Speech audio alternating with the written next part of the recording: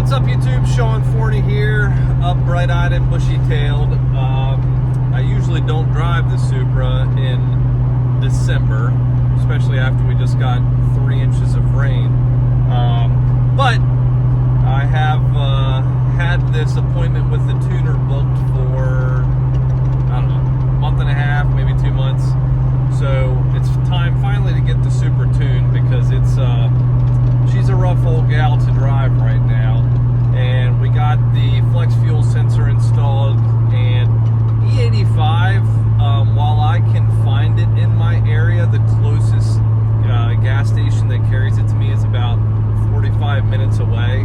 So just to be safe, plus, I mean, if E85 is fun because the car is wicked fast, but I think, you know, running it on 93 is plenty for me, especially if I'm just driving the car to a car show or to a date with my wife or whatever. But so, you know, I typically just throw 93 in it. 93 is everywhere where I am in West Virginia.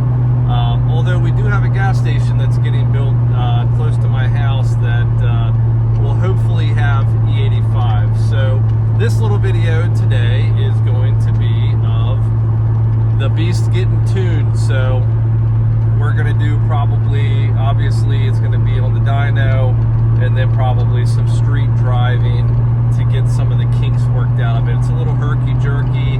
Idle needs adjusted up a little bit. And then probably some other things that the mastermind tuner will get figured out. So stay tuned. This video is should be an interesting one. I'm curious to see how much power it makes. My guess is probably 800 on the 85, maybe 780. I don't know, somewhere around there. So we will see. Make sure you hit the like button, hit the subscribe button. Thanks so much. Stay tuned.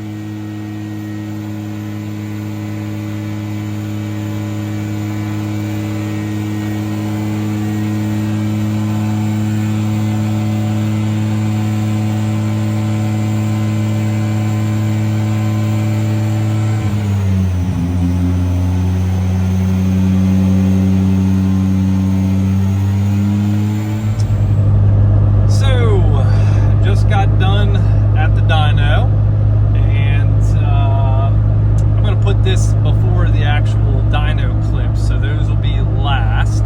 But the car made 790, had a little bit of life left, but it looked like we were running out of fuel, or about to run out of fuel. So that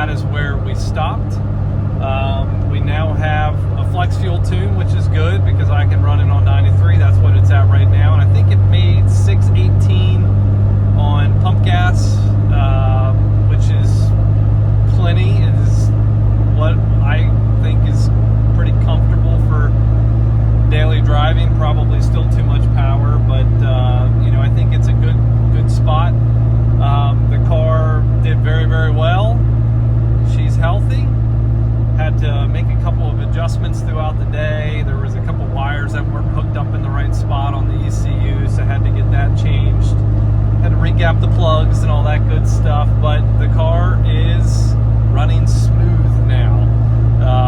This car, whenever I got it, just was, the tune was terrible. Very, very shaky, herky-jerky. Yeah, it made a lot of power. It made 800, but still wasn't a good drivable. The drivability of that old tune was awful. So it is very, very smooth now. It is exactly what I want on a car that I can drive. Can put E85 in it, make a bunch of power. I do have the BTI gauge, and it has 5 different settings that, you know, the touch screen, so I can bump it up in those increments. It automatically senses now which fuel's in it. So the car should be in a very, very good spot. So I think for now, with this Supra, there's a couple tiny little cosmetic things that I'm going to do. I might put on my work S1s just to see if I like them more than the CCW Classics. But other than that, this car is in a really good spot now just to drive. I'm on the interstate 6th gear going 65. Before today, I couldn't do that. It was too low of an RPM. It was chugging and just shaky. So JK Tuning, John Kerr, he did a phenomenal job, as he usually does. He's tuned the past couple cars for me. So now it should be smooth sailing. So any other video from this point of the Supra will be, well, maybe going out and having fun. But I feel like now the car should be in a good spot to just enjoy.